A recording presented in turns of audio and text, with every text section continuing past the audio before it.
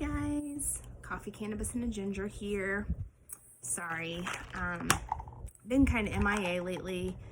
A lot of stupid stuff going on in our life, which, you know, such is life. So, let's see.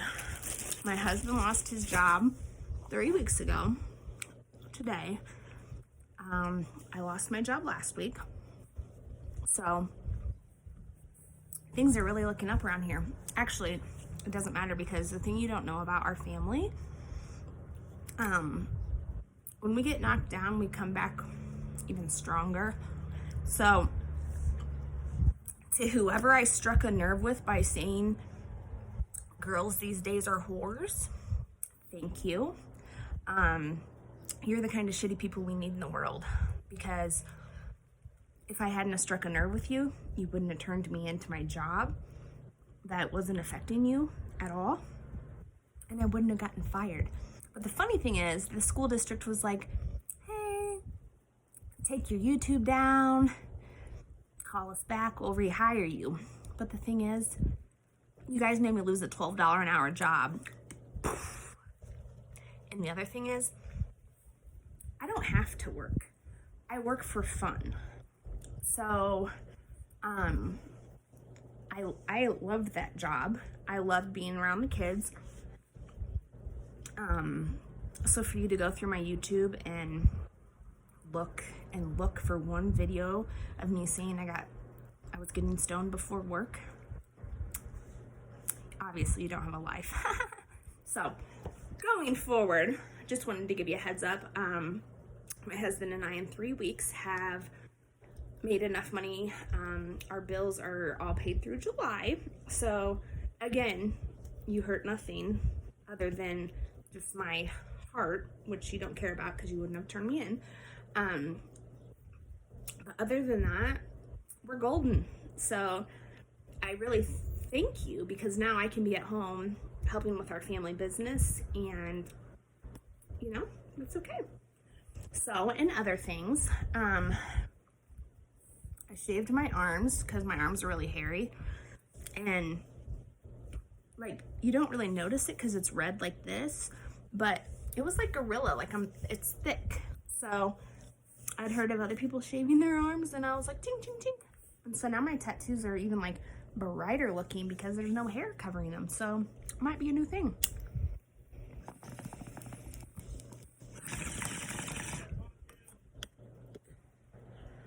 Oh, he just bought 2 more cars.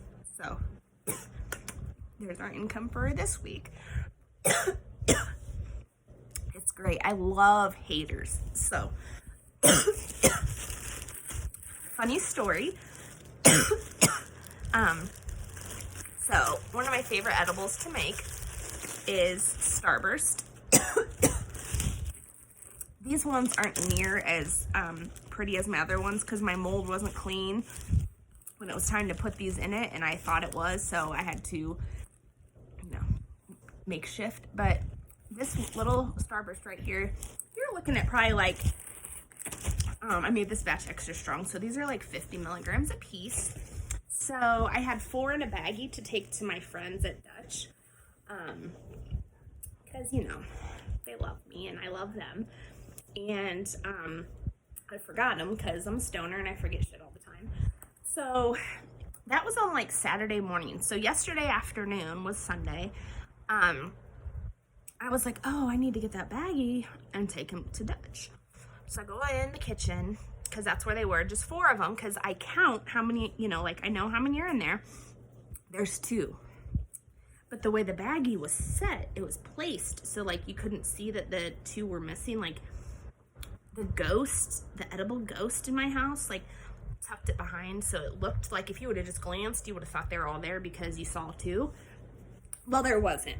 So somewhere between Saturday morning and yesterday afternoon, 2 Starbursts disappeared. My fault for leaving it downstairs because I forgot it was down there. But you know how frustrating it is sometimes when you can't like leave stuff in your house and trust it? That's called teenagers. So it's funny because kids think we're stupid. Like, oh, oh, my mom will think that they just levitated out of the bag and she'll never notice. It's just like people who say that, oh, check your kids' Halloween candy for edibles.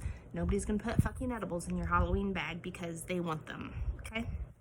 We're seeing where this is going. So I went downstairs last night and I was like, well, Denver, good luck, because those edibles are really strong. Like, it's not just a beginner's edible. So I hope you sleep good, because, oh, he still doesn't know where they're at. So anyway, that's where that story was going. But I'm gonna go start my puzzle. I need to go mop my floors. I need to go make more Starbursts.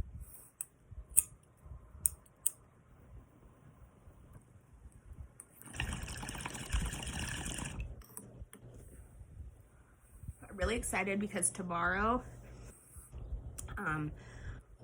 you know, I've lost 110 pounds. So tomorrow I'm having a consultation to have my extra belly skin removed. Luckily it's going to be covered by my insurance, which is really exciting. So hopefully by the end of May, I will have a flat belly. It's been, let's see, how old am I? I'll be 38 this year. I had Denver 2 days before I turned 23. So it probably has been since I was about 18. I didn't even have a flat stomach then. So I've always carried my weight in my stomach. So that's one reason I want to get it removed, because there's a lot. It's embarrassing. It makes me self-conscious, especially with the way that clothing is made these days. Like crop tops and stuff. Like, I know that I look a lot better than I used to, but crop tops, when you have a poo, it don't work. And like, I don't want to be wearing pants in my poo looking like it's got camel toe. Not my vagina, my poo. So that's just a visual I wanted to leave you guys with. But soon it's gonna be gone. But the weird thing is I might not have a belly button. Like when they do the it's called a paniculectomy, because this is called a panis. When they do them, sometimes, you know, depending on how much they have to like stretch things, I guess, you don't have a belly button afterwards. I think I could get one, but I think it's like more painful. You're under anesthesia longer. I'm not trying to be a model. I'll probably, if I wear anything, it would be a high-waisted bikini, so you wouldn't even see my belly button.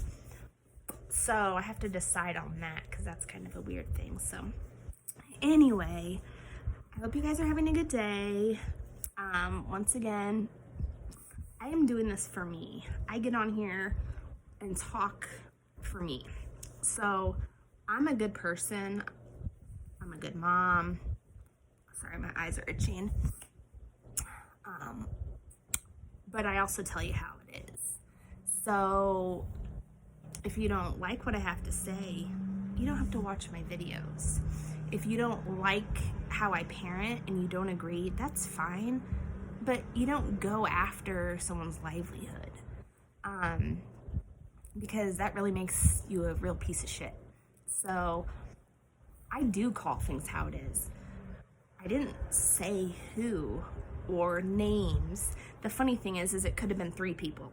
So, because I only had 3 people on my page that would have cared, that it would have struck a nerve with. One being someone I've never even fucking met, and all her mom could do was be obsessed with how old I was. Bitch, I'll be 38. I've been married 17 years, been with my husband for 20. So, I mean, since it matters to you so much, I'll be 38. This had nothing to do with your daughter. It could have been a friend that had nothing to do with you. Could have been an ex. It really had nothing to do with you. It just had to do with the fact that kids in society right now think that the only way to be in a relationship with someone is to open your mouth or spread your legs. You're 14 and 15 years old. You don't need to be opening your mouth and spreading your legs. You need to be focusing on school.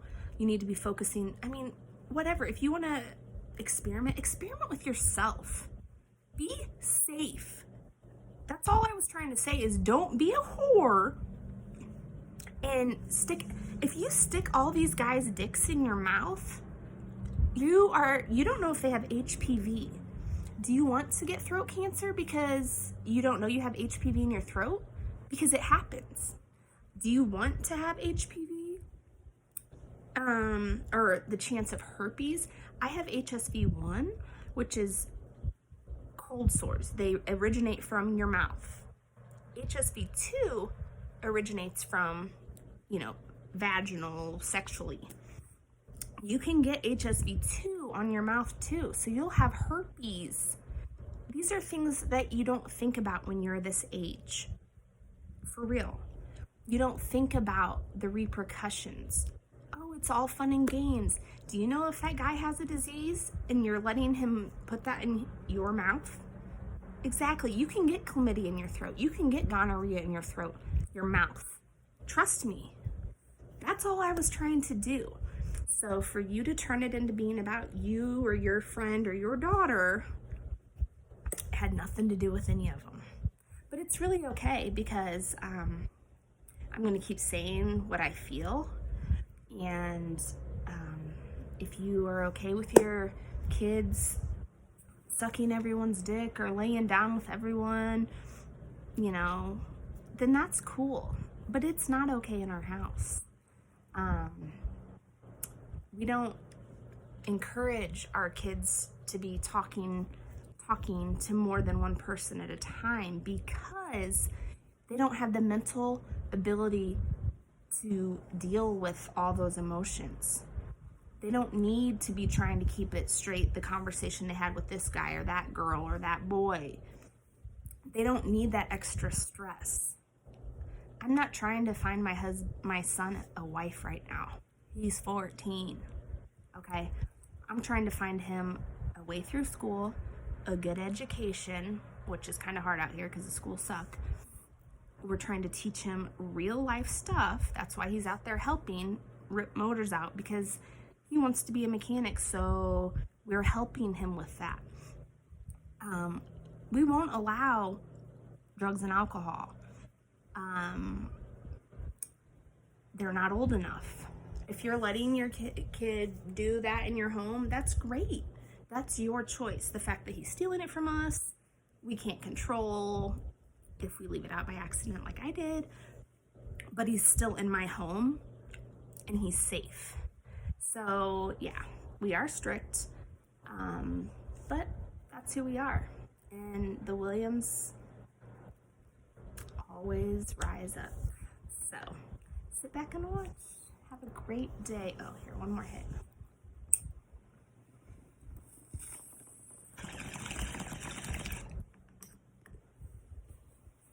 Have a good day.